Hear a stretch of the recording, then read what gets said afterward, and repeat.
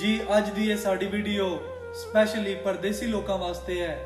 जितने भी साडे यार दोस्त अपने देश तो दूर परदेस विच आबाद ने उन्हां वास्ते चंद लाइना।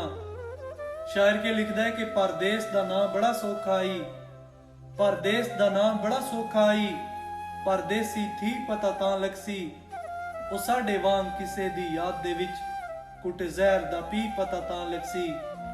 ते जर जर के चोटां हिजर दियां ओ पवे जिगर कपी पता तां लगसी। ओ एथे अली जीवना सौखा आई, तू निखड़ के जी पता तां लगसी। ते वाह वाह रब्बा डिठे काम तेरे साडियां रोजियां दूर खलारियां नी।